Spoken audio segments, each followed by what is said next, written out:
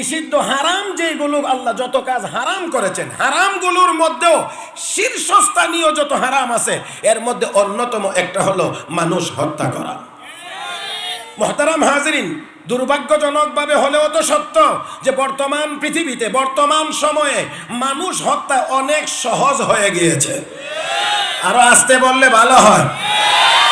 মুহতারাম হাজিরিন, অবাক হয়ে যাওয়ার মতো, আমি একবার পত্রিকায় পড়লাম মাত্র 1000 টাকার বিনিময়ে ভাড়াটিয়া হয়ে আরেকজন মানুষকে অন্যায়ভাবে খুন করেছে। মাত্র মাত্র মাত্র 1000 টাকা নিছে সে, মাধ্যম হয়ে মানে দায়িত্ব নিয়ে 1000 টাকা পাবে একজন মানুষকে খুন করে দিলে। 1000 টাকার বিনিময়ে সে একজন মানুষকে অন্যায়ভাবে হত্যা করেছে। মনে রাখতে হবে, বিশ্ব নবী বলেছেন, আপনারা কিতাবুল ফিতান খুলে দেখেন, বিশ্ব নবী বলেছেন হত্যার পরিমাণ যখন, মানব হত্যার পরিমাণ যখন বেড়ে যাবে তখন বুঝতে হবে দুনিয়া কিয়ামতের কাছাকাছি চলে এসেছে। মুহতারাম হাজিরিন, বর্তমান সময়ে খুব জেনতেন তুচ্ছ ঘটনাকে কেন্দ্র করে মানুষ হত্যা হয়। আরেকটু যদি আমি আপনাদের এখানে নিয়ে আসি তাহলে আরো বলবো যে মুসলমানের হাতে মুসলমান সম্পূর্ণ অন্যায়ভাবে হত্যা হয়, মুসলমান হত্যা করে সম্পূর্ণ অন্যায়ভাবে তুচ্ছ ঘটনাকে কেন্দ্র করে। আমার ভাইয়েরা, একটি হত্যাকাণ্ড আমরা হয়তো সেটাকে খুব বেশি বড় করে দেখি না, খুব বড় মনে করি না, অনেক ক্ষেত্রে অনেকে মনে করি না, কিন্তু এটা একটা মানব জাতির ধ্বংসের, মানব জাতির এক একটা অবস্থার পরিবর্তন ঘটায় দেয় এক একটা হত্যাকাণ্ড। মুহতারাম হাজরিন, সেই জন্য আসুন সর্বোচ্চ সর্বোচ্চ সর্বোচ্চ সর্বোচ্চ নিষিদ্ধ কাজগুলোর মধ্যে অন্যতম একটা হলো অন্যায়ভাবে মানুষকে হত্যা করা। আমার ভাইয়েরা, পবিত্র ইসলাম ধর্মের ভিতরে মানুষ হত্যা অন্যায়ভাবে এটার তো সুযোগ নাই, একজন মানুষকে গালি দেওয়ারও তো সুযোগ নাই। আর একটু আসতে বললে ভালো হয়। আমার ভাইয়েরা, বিশ্ব নবী বলেছেন, ক্বালা রাসূলুল্লাহ সাল্লাল্লাহু আলাইহি ওয়াসাল্লাম, আল মুসলিমু মান সালিমাল মুসলিমুনা মিন লিসানিহি ওয়া ইয়াদিহি। বিশ্ব নবী বলেন, উম্মত, প্রকৃত মুসলমান ওই ব্যক্তি, প্রকৃত মুসলমান ওই ব্যক্তি যার হাত এবং মুখ থেকে অন্যরা নিরাপদ। যতক্ষণ পর্যন্ত একজন মানুষের হাত এবং মুখ থেকে অন্য মানুষ নিরাপদ হবে না ততক্ষণ পর্যন্ত ওই মানুষটি পরিপূর্ণ মুমিন হতে পারবে। মাশাআল্লাহ। এখানে আরেকটা কথা আমি ফাঁকে দিয়ে ছোট্ট করে বলতে চাই, আমার ভাইয়েরা, একজন মানুষ মুসলমান, তাকে যদি বলা হয় তুই কাফের, আল্লাহ, আমার এই কথাটা মনে হয় আপনারা বুঝেন না, আমি একটু ফাঁকে একটা অন্য জায়গা থেকে একটা কথা এখানে নিয়ে এসেছি। একজন মুসলমান যদি তাকে বলা হয় কাফের, তাহলে আপনাদের কি মনে হয় তার মুখ থেকে ওই মুসলমান নিরাপদ? আরো আসতে বলেন। আমাদের দেশে মুসলমানদেরকে পাইকারি ভাবে কাফের বলার লোকের অভাব নাই, নাম ধরে ধরে কাফের বলা হয়। আমার ভাইয়েরা, বিশ্ব নবী দুনিয়াতে আগমন করেছিলেন কাফেরকে মুসলমান বানানোর জন্য, আর আমাদের দেশে কিছু কিছু মুসলমান আবার দাবিদার আশিকে রাসূল হইয়া ওয়াজ মাহফিলের নামে তারা মুসলমানদেরকে কাফের বানানোর মিশন নিয়ে ময়দানে নেমেছে।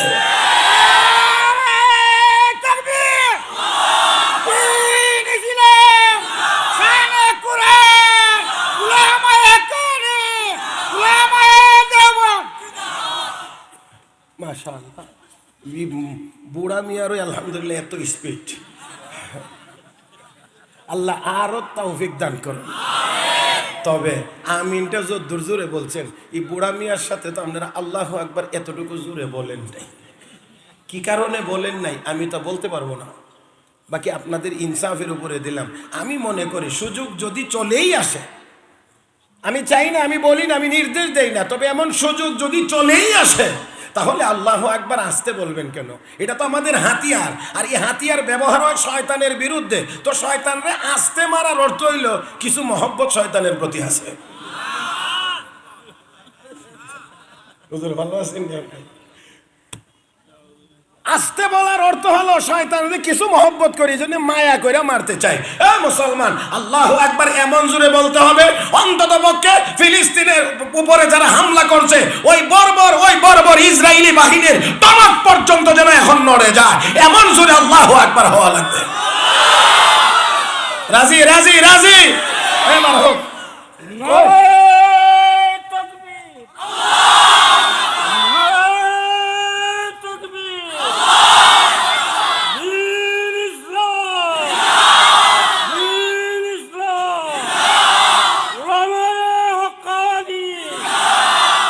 মাশাআল্লাহ, হুজুর হায়াতে আল্লাহ বরকত দান করুক। সবাই অবাক করে দিয়েছেন না, একেবারে সবাইকে অবাক করে দিয়ে হুজুর নিজেই শুরু করেছেন। আল্লাহ হুজুরের হায়াতে, হুজুরের এলেমে, হুজুরের আমলে, হুজুরের খেদমতে আল্লাহ যেন বরকত দান করেন। আমার ভাইরা, আমার বন্ধুরা, তাহলে আসেন, নীরব না, একটু কথা বলবেন বলে আমি আশা করতেছি। আসুন মুসলমান, আজকে আমাদের অবস্থা কোথায় গিয়ে দাঁড়িয়েছে? অন্যায়ভাবে দিনের পর দিন অন্যায়ভাবে মুসলমানের হাত মুসলমানের রক্তে রঞ্জিত হচ্ছে, ঠিক না? আমি আপনাদেরকে আল্লাহ রাব্বুল আলামিন এই আয়াতের মধ্যে যেই কথাটা বর্ণনা করেছেন যে একজন মানুষ মারলে কি, আল্লাহ রাব্বুল আলামিন বলেন আন্নাহু মান কাতালা নাফসান বিগাইরি নাফস আও ফাসাদিন ফিল আরদ। সহজ কথা, সম্পূর্ণ অন্যায়ভাবে যদি একজন মানুষ আর একজন মানুষকে হত্যা করে, তার সাজা কি, তার পরিণতি কি, তার বিষয়টা কি? আল্লাহ রাব্বুল আলামিন বলেন ফাকাআন্নামা কাতালান নাস জামিআ, সে যেন গোটা মানব জাতিকেই হত্যা করে দিল। মুহতারাম হাজিরিন, আমি বলতে চাইছিলাম একটি কথা, ইসলাম ধর্মের ভিতরে এই জঘন্য অপরাধ করার তো কোনো সুযোগ নাই।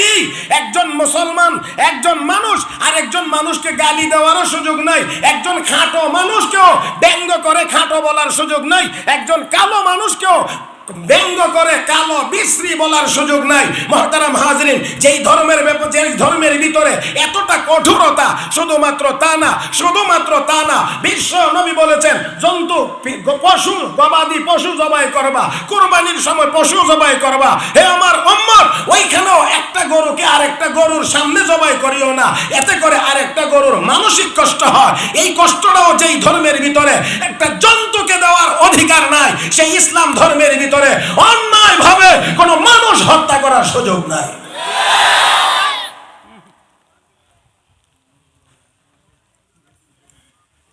ছোট দুই একটা নমুনা, আমি মানুষ ছোট আপনাদের একেবারে জানা পরিচিত দুই একটা কথাই শুধু আপনাদের খেদমতে বলবো। বিশ্বনবীর সাহাবী হযরত ওমর,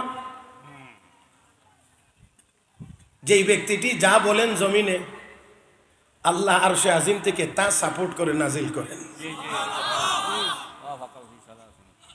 হযরত ওমর জমিনে যা বলেন আরশে আজিম থেকে আল্লাহ তাই বলেন। মেজাজে ওহী যাকে বলা হয়। উম্মাহাতুল মুমিনিন, নবীর স্ত্রীগণ, আমাদের মায়েরা একটা সময় পর্যন্ত নবীর সাথেই বসা থাকতেন। এরকম আপনারা শুধু বোঝানোর জন্য বলছি, নবী সাহাবীদের সামনে কথা বলতেন, আজওয়াজে মুতাহহারাতগণ নবীর পিছনেই বসা থাকতেন নবীর সাথে। তো স্বাভাবিকভাবেই এখানে যদি মঞ্চে যারা থাকবেন, আপনারা যারা এখানে আছেন সবাই দেখবেন হযরত ওমর ফারুক রাদিয়াল্লাহু তাআলা নবী বলছেন, ইয়া রাসূলুল্লাহ, আমাদের মায়েরা আপনার সাথে বসা থাকে আর আমরা এত মানুষ আপনার সামনে বসে থাকি, সবার নজর ওনাদের উপরে পড়ে, এটা জানি কেমন আমার মনে পছন্দ হয় না। যদি তারা পর্দার আড়ালে থাকতেন মনে হয় ভালো হইতো। সাথে সাথে আমার আল্লাহ কো হাবিব, ওমরের সিদ্ধান্ত আর আমি আল্লাহর সিদ্ধান্ত এক। পর্দার আয়াত, পর্দার বিধান নাজিল হয়ে গেছে। সেই হযরত ওমর মুখ দিয়ে যা বের করেন, আসমানওয়ালা আরশে আজিম থেকে তাই বলেন।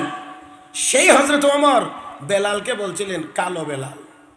তো বেলাল তো আসলেও কালো বেলাল, কথা আসতে কইেন, হ্যাঁ, বেলাল কি আসলে সুন্দর না আসলেই কালো?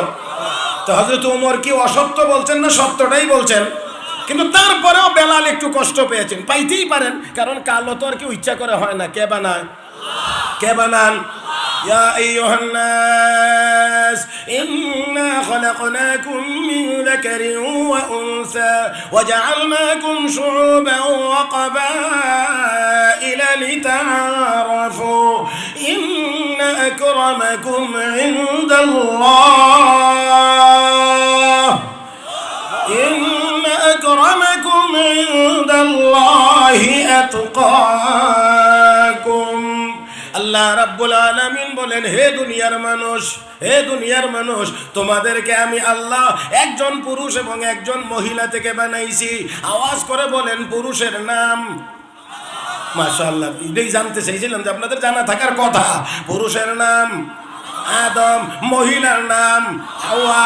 তাহলে আমাদের বাবা ছিলেন মানুষ, আমাদের মা ছিলেন মানুষ, আমরা মানুষের ঘর থেকে মানুষ। এত আস্তে এটা বললেন না, একটু জোরে বললেন আর কি।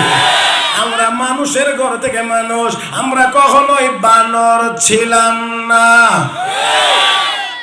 মানুষের ঘরে জন্ম হয়ে যে কয় আমরা আগে বানর ছিলাম, আমি বলি তোর বাপ দাদা বানর হতে পারে, আমাদের বাপ দাদা বানর ছিল না, আমরা মানুষের ঘর থেকে মানুষ হয়েছি।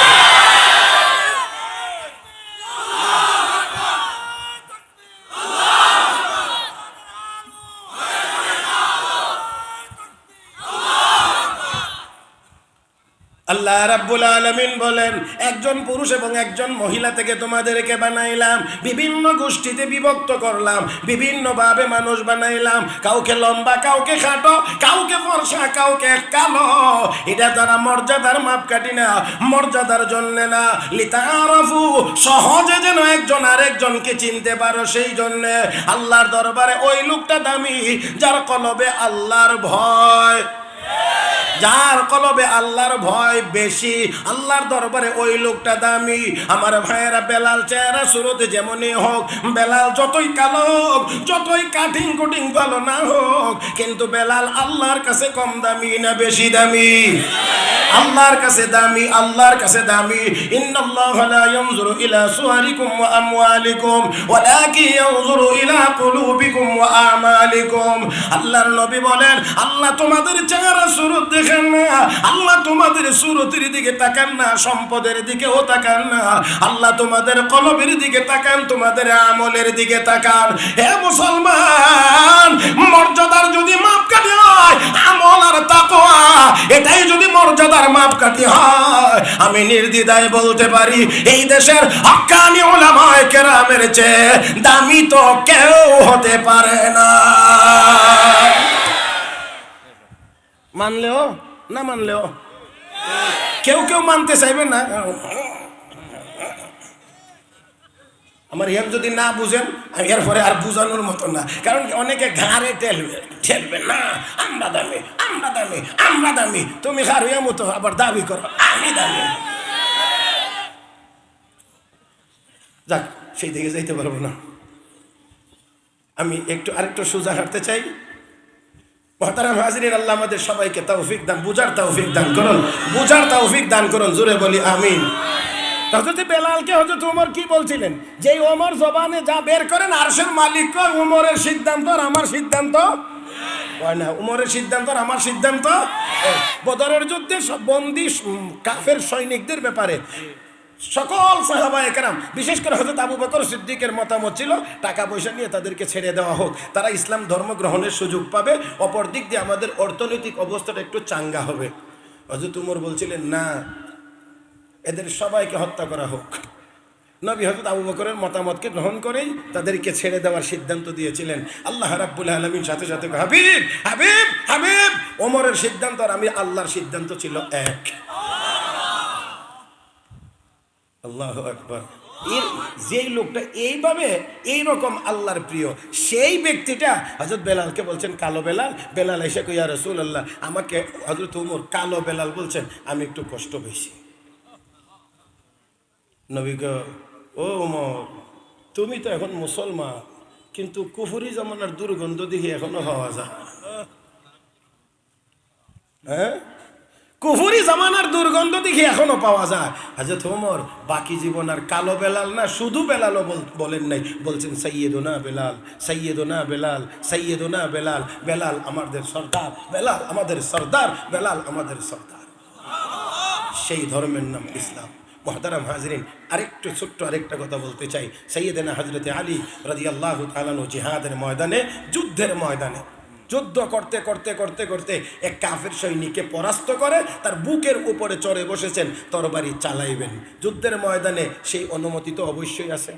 ঘোষণা দিয়ে যদি যুদ্ধ হয়, তাহলে সেই যুদ্ধে শত্রুকে হত্যা করার তো অবশ্যই সুযোগ আছে। আর যে তোমার হত্যা করবেন, এমন সময় ওই লোক নিজ থেকে মনে মনে চিন্তা করছে, জীবনে আর কি আছে, এখন তো আর বাঁচবার মতো কোনো ব্যবস্থা নাই, মরতেই হবে। তো যেহেতু মরেই যাইতে হবে, যেহেতু মরেই যেতে হবে, শেষবারের মতো ঘৃণা পরে আলীর চেহারার মধ্যে একটু থুতু দিয়া মরি। থুতু মারছে। হযরত আলী সাথে সাথে তাকে ছেড়ে দিয়েছে, সাথে সাথে তাকে ছেড়ে দিয়েছে। লোকটা উঠে দাঁড়িয়ে কয়, আলী বুঝতে পারলাম না, আমি তো তোমাকে থুতু মেরেছিলাম যে আর তো কিছু করার সুযোগ নাই, যেহেতু আমি নিচে আলীর চেহারায় ঘৃণা পরে একটু থুতু নিক্ষেপ করি, তো আমি তো তোমাকেই থুতু মারলাম। আর এই মুহূর্তে থুতু মারার কারণে তুমি তো আমাকে আরো বেশি কষ্ট দিয়ে মারবার কথা, অথবা তাড়াতাড়ি মারবার কথা, না মেরে তুমি যে ছেড়ে দিলা, এই জন্যই ছেড়ে দিয়েছি। এতক্ষণ তো তোমার সাথে আমার যে কার্যক্রম চলছিল, এটা ছিল আল্লাহর নির্দেশ পালনের জন্যে, আল্লাহর নির্দেশ পালন করতেছিলাম, আর সেই কাজ করতেছিলাম একমাত্র আল্লাহর সন্তুষ্টির জন্যে। কিন্তু এখন যেহেতু তুমি আমার চেহারায় থুতু মেরেছ, আমার শরীরে আলাদা একটু রাগ উঠে গেছে। এই আলাদা রাগের বশবর্তী হয়ে আমি যদি তোমাকে হত্যা করি, হাসরের ময়দানে আমাকে আল্লাহর আদালতে জবাবদিহি করতে হবে। সেজন্য ছেড়ে দিয়েছে। হযরত আলী এই কথা বললে লোকটা এখন তার শুভ বুদ্ধি উদয় হয়েছে। আলী, এত সুন্দর আখলাক কোথায় থেকে পাইলা? আজকে আমাদের আখলাক দেখেন না, একটু মিলান না। আমাকে যদি কেউ গালি দেয়, আমি জবাব হাত দিয়ে দেই। মুখ দিয়ে কেউ আঘাত করলে জবাব হাত দিয়ে দেই। হাত দিয়ে যদি খালি হাতে কেউ আঘাত করে, আমি অস্ত্রের মাধ্যমে জবাব দেই। অবস্থাটা অনেকটা এমন হয়ে গিয়েছে। ও মুসলমান, একটু সামান্য খেয়াল করেন আজকের অবস্থা। কেউ যদি কাউকে মুখে কথা বলে খারাপ, একটু সামান্য যদি ব্যতিক্রম হয়, জবাব হাত দিয়ে দেয়। হাত দিয়ে যদি আঘাত করে, অস্ত্রের মাধ্যমে তার পাল্টা জবাব দেয়। হে মুসলমান, হযরতে আলী রাদিয়াল্লাহু তাআলা আনহু এখানে জবাব দিলেন না, জবাব দিলেন না, জবাব দিলেন না। কি করছেন? ছেড়ে দিয়েছেন। এত সুন্দর আখলাক তুমি কোথায় পাইলা? হযরতে আলী বলেন, কেন? আমাদের নবী তো সবচেয়ে বড় আখলাকওয়ালা নবী। ঠিক না, ঠিক না, ঠিক না, ঠিক না। নুন ওয়াল কলামি ওয়া মা ইয়াসতুরুন মা আনতা বিনি'মাতি রাব্বিকা বিমাজনুন ওয়া ইন্না লাকা লাআজরান গায়রা মামনুন ওয়া ইন্নাকা লাআলা খুলুকিন আযীম। মহান চরিত্রের অধিকারী নবী। আলী আর দেরি করতে চাই না। যেই নবীর আখলাক এত সুন্দর, যেই নবীর উম্মতের আখলাক এত সুন্দর, আমি আর দূরে থাকতে চাই না। আমাকে কালেমা পড়াইয়া মুসলমান বানায়া দাও। ও মুসলমান, তাহলে আসেন, কালোকে কালো বলার সুযোগ যে ইসলামের ভিতরে নাই, সেই ইসলাম ধর্মের ভিতরে আর একজন মানুষ হত্যার কোনো সুযোগ, কোনো সুযোগ। আলহামদুলিল্লাহ, সুম্মা আলহামদুলিল্লাহ। হক্কানি উলামায়ে কেরাম জাতিকে এই কথা দিন রাত বোঝানোর চেষ্টা করেন যে কোনো মানুষকে হত্যা তো অনেক দূরের কথা, গালিও দেওয়া যাবে। কারণ বিশ্ব নবী বলেছেন, সিবাবুল মুসলিমি ফুসুকুন ওয়া কিতালুহু কুফর। রাসূল বলেছেন, মুসলমানকে গালি দেওয়া গুনার কাজ। যে করে সে ফাসিক, যে করে সে ফাসিক, যে গালি দেয় সে ফাসিক। কাফের গালি দেওয়া তো কোনো, কাফের বলা কোনো গালি না। হ্যাঁ, ওই গালির জগতে এর চেয়ে বড় আর কোনো গালি হইতে পারে? এর চেয়ে বড় আর কোনো গালি হইতে পারে না। মুহতারাম হাজিরিন, তো গালি দেওয়া ফাসিকি, গুনার কাজ। আর হত্যা করা এটা কুফরি। ইচ্ছাকৃতভাবে যদি কোনো মানুষকে হত্যা করে, একজন ইমানদার যদি আরেকজন ইমানদারকে, আমাই ইয়াকতুল মুমিনান মুতাআম্মিদান ফাজাযাউহু জাহান্নাম খালিদান ফিহা, রব্বে কারীম বলেন ইচ্ছাকৃতভাবে একজন ইমানদারকে যদি অন্যায়ভাবে কেউ হত্যা করে তাহলে তে চিরকাল জাহান্নামে থাকবে। যদিও ব্যাখ্যায় বলা হয়েছে কেউ যদি এই কথা বিশ্বাস করে যে এই মুসলমানকে হত্যা করা আমার জন্য হালাল বৈধ, তাহলে তার ঈমান থাকবে না। আর ঈমান ছাড়া যদি দুনিয়া থেকে বিদায় হয়, চিরকাল তাকে জাহান্নামের আগুনে জ্বলতে হবে। শুধুমাত্র তা না, হাসরের ময়দান কায়েম হবে, আমরাও হাসরের ময়দানে উঠব। যে কয়জন বলছেন ঠিক, তারা মনে উঠবেন আর বাকিরা উঠবেন না। আমি আবারও বলছি, হাসরের ময়দানে আমরা সবাই উঠব। শুধু গরিব মানুষেরা উঠবে, ধনীদের ওঠা লাগবে না। শুধু কর্মীরা উঠবে, নেতাদের ওঠা লাগবে না। আমার ভাইয়েরা, শুধুমাত্রই কি আমরা বাংলাদেশের মুসলমানেরা উঠব, অন্য কোনো দেশের মানুষ কি উঠবে না? সব মানুষ উঠবে, শুরু থেকে নিয়ে শেষ পর্যন্ত সব মানুষ উঠবে। আমার ভাইরা, এই কথা তো আমরা বিশ্বাস করি। মুসলমান যত বেশি বিশ্বাস করি হাসরের ময়দানে উঠব, আল্লাহর আদালতে জবাব দিতে হবে, ততই তো গুনার কাজ কম হবে। ওই লোক তো মানুষ হত্যা করবে না, হত্যা করতে পারে না। আমার বন্ধুরা, যে বা যারা দুনিয়ার জীবনে মানুষ হত্যা করেছে, মানুষ হত্যার সাথে সম্পৃক্ত, হাসরের ময়দানে উঠবে। যার বদ আমল অনুযায়ী তার শরীরের মধ্যে নিশানা লাগানো থাকবে। মনে রাখবেন, এটা কিন্তু দুনিয়া না যে আমনে মানুষ হত্যা করে একেবারে সুন্দর কাপড় চোপড় বইরা মাশাআল্লাহ একেবারে। শুধু তা না মিয়া, আমি সব বলতে পারবো না, তবে আপনারা শুধু দূরে দিয়া একটু ইশারা ইঙ্গিতে বুঝবেন। যে মারছে, যে হত্যার পরিকল্পনার সাথে জড়িত, যে মারছে, যে মারাইছে, সেই ব্যক্তি আবার মরার পরে ওই ব্যক্তির জানাজার আগে গিয়ে টুপি টাফি লাগায়া মাইক হাতে নিয়ে কয়, আমাদের ব্যক্তিকে হত্যা করা হয়েছে, যারা হত্যা করেছে তাদের দৃষ্টান্তমূলক শাস্তি চাই।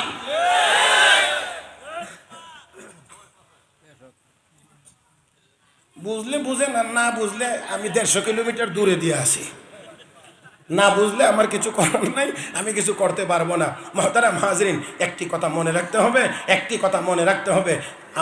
আমার যতটুকু মনে হয় রাজনৈতিক কারণে এই পৃথিবীতে সবচেয়ে বেশি হত্যাকাণ্ড সংঘটিত হয়েছে।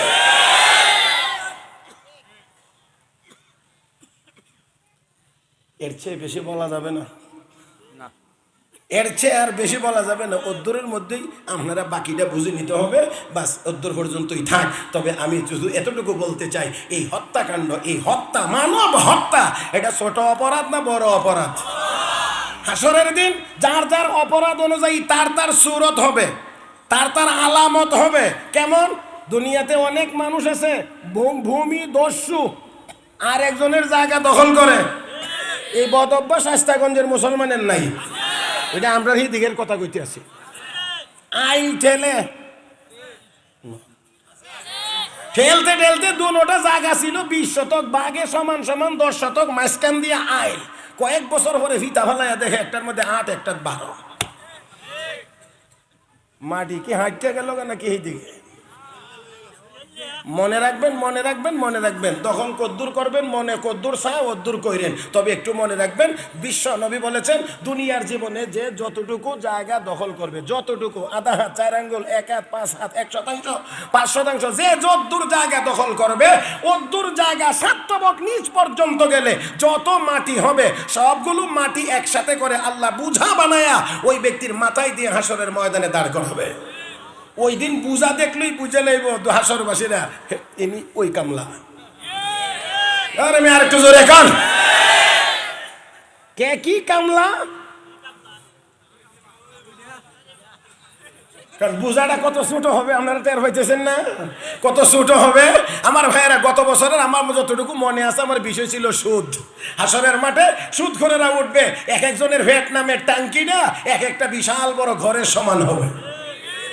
কথা কয় না ঠিক কিনা قال رسول الله صلى الله عليه وسلم رأيت ليلة أسري بي رجالا بطونهم كالبيوت فيها الحيات ترى من خارج بطونهم فقلت من هؤلاء يا جبريل فقال هؤلاء أكلة الربا أو كما قال عليه الصلاة والسلام الله নবী বলেন উম্মত আমাকে মেরাজের রাত্রিতে দেখানো হয়েছে একদল মানুষ এক একটা পেট তাদের এক একটা ঘরের সমান ফিহাল হায়াত পেটটা ভরা সাপে বাহির থেকেই দেখা যায় জিজ্ঞেস করলাম জিবরাইল এরা কারা কি অপরাধ তাদের জিবরাইল কো নবী গো হাউলাই আকালাতুর রিবা তারা হলো আপনার উম্মতের মাননীয় সুদখোরেরা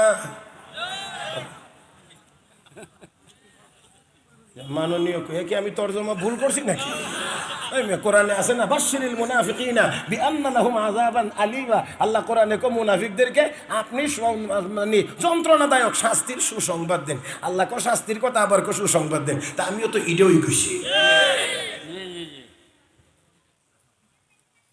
আল্লাহ এক একজনের পেট হবে এক একটা ঘরের সমান মাননীয় সুদখোরেরা এত বড় ট্যাঙ্কিলে হাসরের মাঠে উঠলেই আমরা দূর থেকেই চিনবো হামনে হে কামলা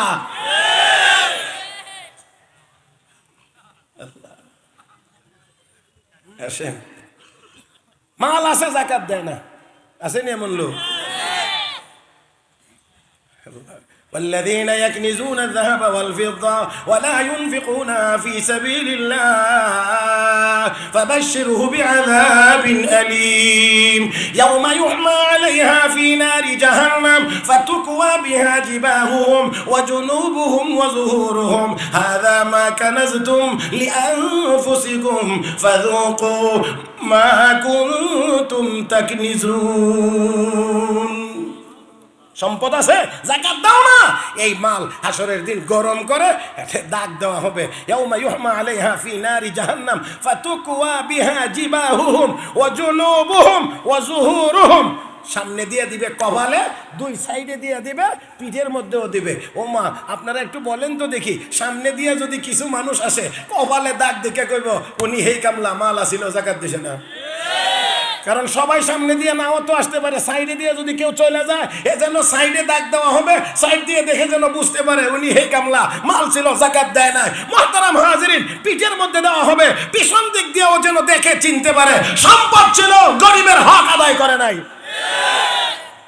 তাহলে বদামল অনুযায়ী হাসরের ময়দানের আলামত সুরত হবে এবারে আসেন দুনিয়ার জীবনে কেউ যদি কোনো মানুষকে হত্যা করে থাকে এককভাবে হোক অথবা সম্মিলিতভাবে হোক গ্রুপবন্দি হয়ে হোক যদি হত্যা করে অন্যায়ভাবে যদি হত্যা করে আল্লাহ রাব্বুল আলামিনের প্রিয় হাবিব বলেন হাসরের ময়দানে ওই লোকগুলো উঠবে তাদের কপালের মধ্যে আরবিতে সুন্দরভাবে লেখা থাকবে মাথায় বোঝা থাকবে না কপালে দাগ থাকবে না সাইডে দিয়ে দাগ থাকবে না কিন্তু তার কপালে সুন্দর করে লেখা থাকবে আইসামির রাহমাতিল্লাহ আইসামির রাহমাতিল্লাহ আইসামির রাহমাতিল্লাহ সে আল্লাহর রহমত থেকে বঞ্চিত আল্লাহর রহমত থেকে বঞ্চিত আল্লাহর রহমত থেকে বঞ্চিত মুহতারাম হাজিরিন ওই কপালের সাইনবোর্ড দেখে হাসরবাসীরা চিনবেন যদিও দুনিয়াতে অনেক ভদ্র ছিল অনেক সুন্দর জামা কাপড় পরতো অন্যায়ের বিরুদ্ধে কথা বলতো কিন্তু উনি যে আসলে সেই কামলা আমি জানি না আমার এই কথা আপনারা বুঝছেন কিনা আমার বন্ধুরা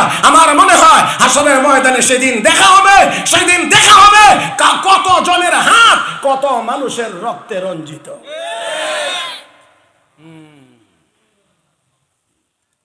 আল্লাহ আমাদেরকে বুঝার তৌফিক দান করুন সময় একেবারে আমার হাতে খুবই কমে গেছে একেবারে শেষ টাইমটা একটু আমার দিকে খেয়াল করবেন আল্লাহ রাব্বুল আলামিন আয়াতের শুরুতেই বলছেন মিন আজলি যালিক ওই কারণটা কোন কারণ এটা আগের আয়াতে বর্ণনা হয়েছে এটা সবটা বলতে গেলে সময় লাগবে অনেক বেশি আমি সংক্ষেপ করতে চাই আল্লাহ রাব্বুল আলামিন আদম আলাইহিস সালাম হাওয়া আলাইহিস সালাম দুজনকে আল্লাহ স্বামী স্ত্রী হিসেবে দুনিয়াতে নির্ধারণ করেছেন তাদের মাধ্যমেই মানব বিস্তার শুরু হয়েছে তখন তো আর কোনো মানুষ নাই তো আদমের সন্তানেরা বিয়ে শাদী করবে কেমনে আর তো কোনো মানুষই নেই এখন এক মায়ের গর্ভ থেকে যারা জন্ম নেয় তারা তো আপন ভাই বোন বলে আমরা জানি বিয়ে করার সুযোগ নাই তো কি হবে এই জন্য উপস্থিত সমস্যার সমাধান দিয়ে আল্লাহ রাব্বুল আলামিন কি ব্যবস্থা করেছেন মা হাওয়া আলাইহিস সালামের গর্ভে প্রতিবারই 2টা করে সন্তান জন্ম নিত, একজন ছেলে একজন মেয়ে।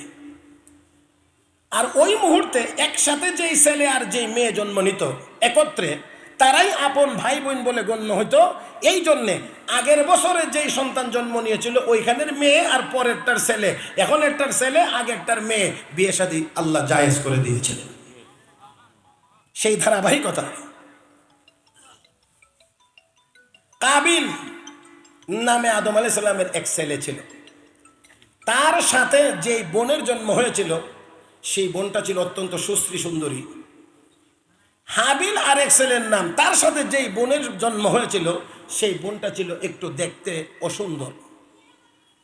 এখন বিয়ের সময় যখন আসছে, সিরিয়াল অনুযায়ী তো কাবিল তার সাথে জন্ম নেওয়া সুন্দরী বোন পায় না, কিন্তু সে জিদ করলো, বায়না ধরলো, আমি আমার সাথে যেই বোন জন্ম নিয়েছে তাকেই বিয়ে করতে চাই, তাকেই বিয়ে করতে চাই। আদম আলাইহিস সালাম বললেন, এটা সম্ভব না, এটার অনুমতি নেই আল্লাহর পক্ষ থেকে, আমি এটা করতে পারবো না।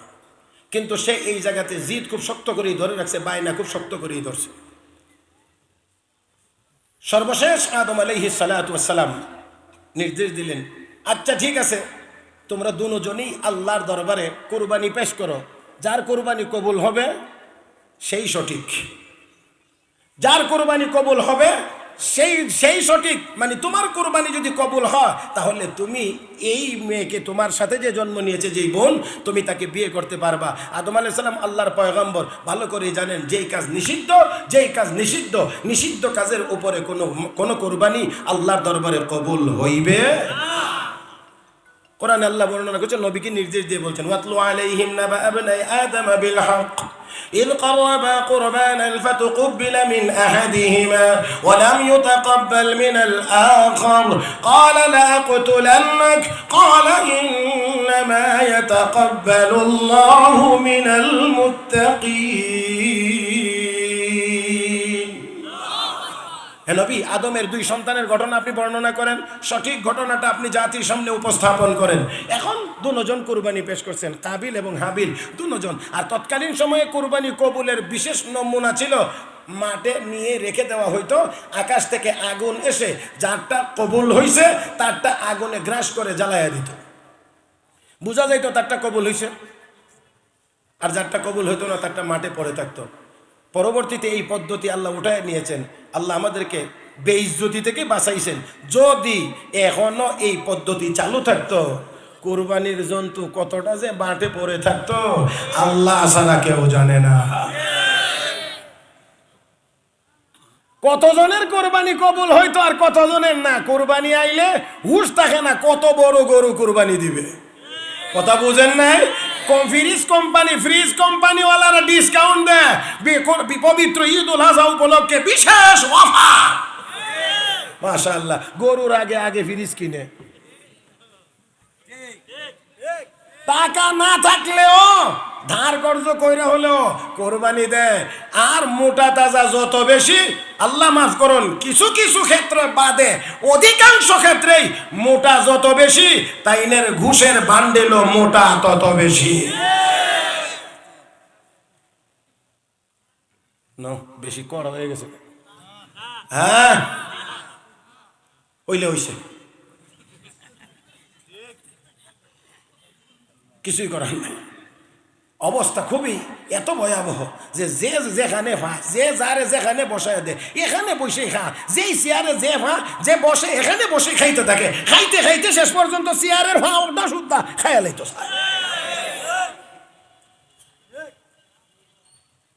আল্লাহ আমাদেরকে হেফাজত করুন, জোরে বলি আমিন, আরো জোরে বলি আমিন। মুহতারাম হাজিরিন, আসেন, এখন তো আর তার কোরবানি কবুল হইল না, আল্লাহ কোরবানি কবুল করেন নাই, কোরবানি কবুল হয়েছে হাবিলেরটা। তাহলে সিদ্ধান্ত মোতাবেক ওই সুন্দরী বোনকে হাবিল বিয়ে করবে। এখন তার কোরবানি কবুল হলো না, আরো রাগান্বিত হয়েছে। রাগান্বিত হইয়া এবার কাবিল বলতে শুরু করেছে, অবশ্যই অবশ্যই আমি তোমাকে হত্যা করব। হে মুসলমান, এটাই পৃথিবীর প্রথম হত্যা সংগঠিত হয়। প্রথম হত্যা, সাথে সাথে হাবিল জবাব দিয়ে বলে ইন্নামা ক্বালা ইন্নামা ইয়াতাকাব্বালুল্লাহু মিনাল মুত্তাকিন। হে ভাই, কোরবানি দুজন দিলাম, তোমারটা কবুল হয় না, আমারটা কবুল হয়েছে, আমার কি দোষ? ইন্নামা ইয়াতাকাব্বালুল্লাহু মিনাল মুত্তাকিন, আল্লাহ তো মুত্তাকিনদেরটাই গ্রহণ করে থাকেন। ও মুসলমান, এই জন্য আমল তত কবুল বেশি হবে যে আমলের সাথে তাকওয়া বেশি হবে। তাকওয়ার পরিমাণ যত বেশি হবে ওই আমল আল্লাহর দরবারে তত বেশি কবুল হবে। আমার ভাইয়েরা, আমার বন্ধুরা, কিন্তু না না, সে এখান থেকে ফেরত আসে না, সে বলতে আছে অবশ্যই আমি তোমাকে হত্যা করব। ফাতাওয়াত লাহু নাফসুহু কাতলা আখি ফাকাতালাহু। নাউযুবিল্লাহ বলেন। তাকে ভিতরে ভিতরে ক্ষুব্ধ করে তুলছে, না না, তাকে হত্যা করে ফেল, না হয় তুই কিন্তু তোর এই বোনকে পাবে না, তুই কিন্তু তোর এই বোনকে পাবে না। ও মুসলমান, এই বোনকে পাওয়ার জন্যে, এই মেয়েটাকেই বিয়ে করার জন্যে পৃথিবীর সর্বপ্রথম হত্যা সংগঠিত হয়েছে। আজও আজও আজও আজও তথাকথিত পীড়িত আর প্রেমের নামেও শত শত হত্যাকাণ্ড সংগঠিত হচ্ছে। এই প্রেম প্রীতিকে কেন্দ্র করে আমার ভাইয়েরা, সর্বশেষ তাকে হত্যা করেছে, কাবিল হত্যা করেছে হাবিলকে। হত্যা করার পর এটাই তো জীবনের প্রথম, এই পৃথিবীর ইতিহাসে, মানব সভ্যতার ইতিহাসে সর্বপ্রথম এটাই হত্যাকাণ্ড। এখন মানুষ মারলে কি করা লাগে এটাও কাবিল জানে না, এটাও জানে না। এখন লাশ কি করবে, এখন লাশ কি করবে? আমার ভাইয়েরা বড় পেরেশান, এখন কি করবে? ফাবাসাল্লাহু গুরাবান ইয়াবহাসু ফিল আরদ লিইউরিয়াহু কাইফা ইউয়ারি সাওআতা আখি ফাআসবাহা মিনান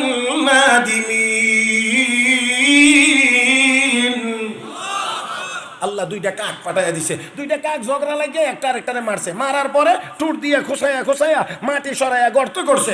অতঃপর এই কাকটা ওই মরা কাকটাকে এখানে মাটির নিচে দিয়া ওই গর্তের মধ্যে ফেলে এবার মাটি দিয়ে তাকে দাফন করে দিয়েছে, দিয়া বুঝাইয়া দিছে এইভাবেই মানুষকে দাফন করতে হয়। তাহলে বোঝা গেল মুসলমান, মাটির নিচে মানুষ দাফন করা এটা আমাদের আবিষ্কার করা না, এটা আল্লাহ প্রদত্ত। মানুষকে কাক দিয়া আল্লাহ শিখাইয়া দিয়েছেন, মানুষ মরলে মানুষের মর্যাদা এটাই, মাটির নিচে দাফন করা। অতএব কোথাও নিয়ে আগুন দিয়ে ফুইরা লওয়া, এটা মানুষের সাথে মানুষের সুন্দর ব্যবহার হয় না। মুহতারাম হাজিরিন, এখন সে লজ্জিত অনুতপ্ত হয়েছে। এই পৃথিবীর সর্বপ্রথম হত্যাকাণ্ড সংগঠিত হয়েছে। এই জন্যে কিতাবে লেখে কিয়ামত পর্যন্ত যত মানুষকে খুন করবে, অন্যায়ভাবে হত্যা করবে, সবার গুনাহ যত হবে, কাবিল এই কাজ আবিষ্কার করেছে সর্বপ্রথম। এই কাজের জনক হওয়ার কারণে তার আমলনামায় সেই পরিমাণ গুনাহ জমা হইতে থাকবে। আর নাউজুবিল্লাহ, আস্তে করলাম, জোরে কম। আল্লাহ রাব্বুল আলামিন তাই বলেন, মিন আজলি যালিক, এই কারণে কাতাবনা আলা বনি ইসরাইল, আমি আল্লাহ বনি ইসরাইলদের জন্য নির্দেশ দিয়েছি, ফরজ করে দিয়েছি, আন্নাহু মান কাতালা নাফসান বিগাইরি নাফস, বনি ইসরাইলদেরকে সুনির্দিষ্টভাবে আর ব্যাপকভাবে গোটা মানব জাতিকে, গোটা মুসলমানকে, আন্নাহু মান কাতালা নাফসান বিগাইরি নাফস, অন্যায়ভাবে যদি কোনো মানুষ হত্যা করে, মানুষ হত্যা যদি কেউ অন্যায়ভাবে মানুষ মেরে থাকে, তাহলে ওই বদলা হিসাবে, কিসাস হিসাবে তাকে হত্যা করা যায়। আমার বন্ধুরা, এই কিসাসের মাধ্যমে যদি হত্যা করে সেটা এর ভিতরে হবে না, কারণ সে তো আগে একজন মানুষকে মেরে রাখছে। যদি এই কারণে হয় তাহলে এটার ভিতরে পড়বে না। ও মুসলমান, আল্লাহ রাব্বুল আলামিন কোরআনের অন্য আয়াতে বলেছেন, ওয়ালাকুম ফিল কিসাসি হায়াতুন ইয়া উলিল আলবাব, কিসাসের মধ্যে তোমাদের জন্য রয়েছে জীবন। কোনো মানুষকে মারার পরে বদলা হিসেবে যদি মানুষকে হত্যার বিধান না থাকে, তাহলে আমার বন্ধুরা, মানব জীবন, মানব সভ্যতা বিপন্ন হবে। আজকে অনেকেই মানবতার দরদি সেজে পৃথিবী থেকে মানুষকে মৃত্যুদণ্ডের বিধান উঠাইয়া দিতে চায়, আর আমরা মনে করি তারা মানবতার দরদি। না না না, আমার বন্ধুরা, এরা মূলত আল্লাহর কোরআনের বিধানকে অকার্যকর করতে চায়। কারণ কোরআনে বর্ণিত বিধান ওয়ালাকুম ফিল কিসাসি হায়াতু ইয়া উলিল আলবাব, হে বুদ্ধিমানেরা, বদলা নেওয়ার মধ্যে তোমাদের জন্য, মানে হত্যার বদলা, হত্যার মাধ্যমে তোমাদের জীবন রয়েছে, ভিতরে জীবন রয়েছে। কারণ সবাই, একজন যদি মানুষ মারে আর সে যদি জানে যে এতে করে আমার মৃত্যুদণ্ড হবে না, তাহলে তো সে বেশি মানুষ মারতে উৎসাহিত হবে। এজন্যে আল্লাহ বলেন আন্নাহু মান কাতালা নাফসান বিগাইরি নাফস আও ফাসাদিন ফিল আরদ, অথবা কেউ যদি জমিনে বিশৃঙ্খলা সৃষ্টি করে, বিচারক যদি মনে করে যে এর মৃত্যুদণ্ড না দিলে আরো গন্ডগোল বাজাইবে, আরো ঝগড়াঝাটি বাড়বে, আরো মানুষ খুন হবে, অধিক মানুষ খুন হওয়ার আশঙ্কা আছে, এমন ক্ষেত্রে বিচারক তার মৃত্যুদণ্ড দিতে পারে। যদি এটা না হয় আর যদি সম্পূর্ণ অন্যায়ভাবে হত্যা হয়, আল্লাহ রাব্বুল আলামিন বলেন ফাকান্নামা কাতালান নাস জামিআ, সে যেন গোটা মানব জাতিকে হত্যা করে দিল। ওমান আহইয়াহা ফাকান্নামা আহইয়ান নাস জামিআ, পক্ষান্তরে যদি একজন মানুষ ব্যবস্থা করে কোন পদ্ধতিতে একজন মানুষকে হত্যা থেকে বাঁচাইতে পারে, আল্লাহ রাব্বুল আলামিন বলেন সে যেন গোটা মানব জাতিকেই বাঁচাইয়া দিল। ওয়ালাকাদ জাআতুহুম রুসুলুনা বিল বায়িনাত, আল্লাহ রাব্বুল আলামিন বলেন এই কথাগুলো নিয়ে সময়ে সময়ে আমার আরো অনেক রাসূলগণ এসেছে, এই কথাগুলো তাদেরকে বলেছে। তারপরেও সুম্মা ইন্না কাসীরাম মিনহুম বাদা যালিকা ফিল আরদি লামুসরিফুন, আল্লাহ রাব্বুল আলামিন বলেন এত পয়গম্বর আসার পরেও, এই কথাগুলো বলার পরেও কিছু কিছু পাপিষ্ঠরা, জালিমেরা এই জমিনে সীমা লঙ্ঘনকারী হয়েছে। আমার আপনার নবী, বিশ্ব নবী রাহমাতুল লিল আলামিন এত শক্তভাবে বলে গিয়েছেন, এটা বড় গুনাহগুলোর মধ্যেও বড় মানুষকে অন্যায়ভাবে হত্যা করা। তারপরেও এই নবীর উম্মত, এই জালেমেরা একজন আরেকজনকে অন্যায়ভাবে হত্যা করে। এমনকি আজকের মাঝে মাঝে পত্র পত্রিকায় পাওয়া যায় ছেলের হাতে বাবা খুন, বাবার হাতে ছেলে খুন, ভাইয়ের হাতে ভাই খুন। আরো জোরে, আরো জোরে, আরো জোরে। আমার ভাইরা, আমার বন্ধুরা, ভাইয়ের হাতে ভাই খুন হয়, বাবার হাতে ছেলে খুন হয়, ছেলের হাতে বাবা খুন হয়, সন্তানের হাতে মা খুন হয়, সন্তানের হাতে মা খুন হয়। আমার ভাইরা, আমার বন্ধুরা, জন্মদাতা মা হইয়া নিজের পেটের সন্তানকে নিজে হত্যা করে, এমন খবরও পাওয়া যায়। বিভিন্ন কারণে হত্যার পরিমাণ অনেক বেড়ে গিয়েছে। ও মুসলমান, তাই আসুন আমরা চাই সবাই আমরা নিরাপদে থাকবো। আমরা কাউকে হত্যা তো দূরের কথা, আমরা অন্যায়ভাবে কাউকে গালিও দেব। আরো জোরে, আরো জোরে, আরো জোরে, আরো জোরে। আমরা আমাদের হাত দিয়ে কাউকে কষ্ট দেব না, আমাদের জবান দিয়ে আমরা কাউকে কষ্ট দেব না। হাত দিয়ে সাধারণ কষ্ট হতে পারে, হাত দিয়ে মানুষ খুন হতে পারে, কোন ধরনের কষ্টই আমরা দেব না। কোন মানুষকে অন্যায়ভাবে আমরা হত্যা করব না। আমার ভাইয়েরা, কাউকে গালিগালাজ করব না। সমাজে বিশৃঙ্খলা সৃষ্টি হয় এমন কোন কাজ আমরা করব। আরো জোরে কান, আরো জোরে কান। মহতারাম হাজিরিন, একটু আমি আপনাদের শান্তিতে আছি একটু।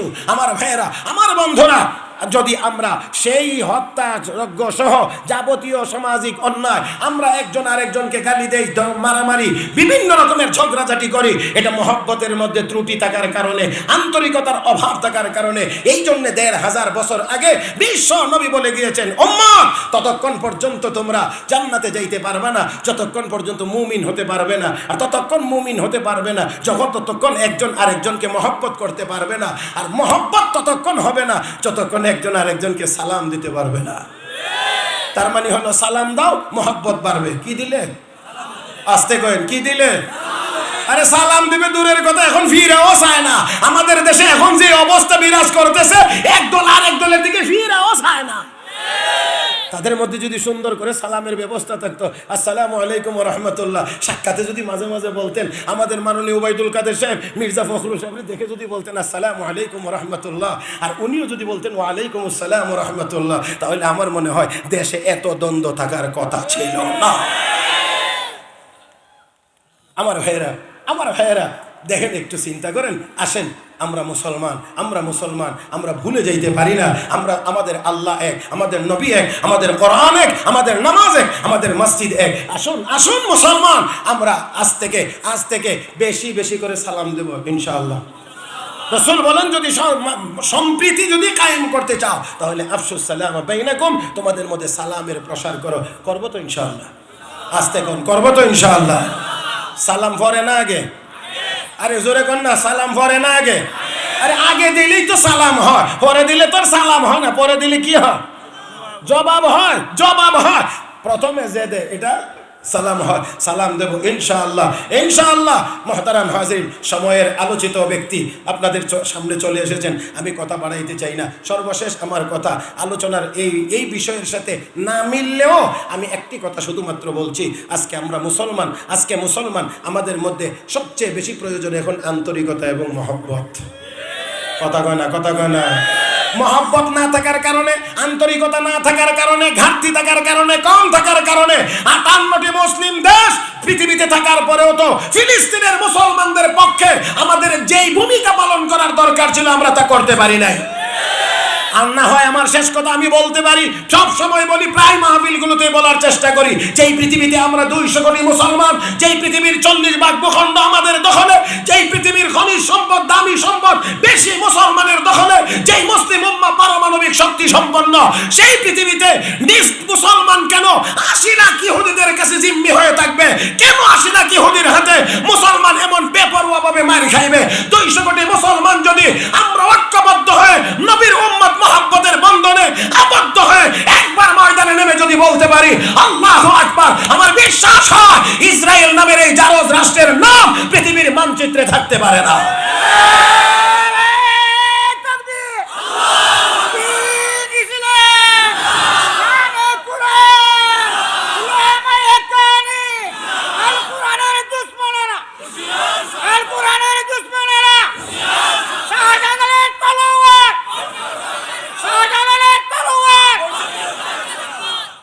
মাশাআল্লাহ, আমার ভাইয়েরা, আমার বন্ধুরা, আমার যাওয়ার সময়ে আর মাওলানা গাজী সানাউল্লাহ রহমানের আগমনে মাঝামাঝি একটা তাকবীর হয়েছে, ভালোই হয়েছে। এক তাকবীরে একজনের বিদায় আর একজনের আগমন, দুটোটা চলছে। কথা ঠিক না? যা বলছি, যা শুনছি, ভুলভ্রান্তি হয়ে থাকলে আল্লাহ যেন মাফ করে দেন। আমলযোগ্য কথাগুলোর উপর আল্লাহ যেন আমলের তৌফিক দান করেন। আমিন ইয়া রাব্বাল আলামিন। সুবহানাকাল্লাহুম্মা বিহামদিক।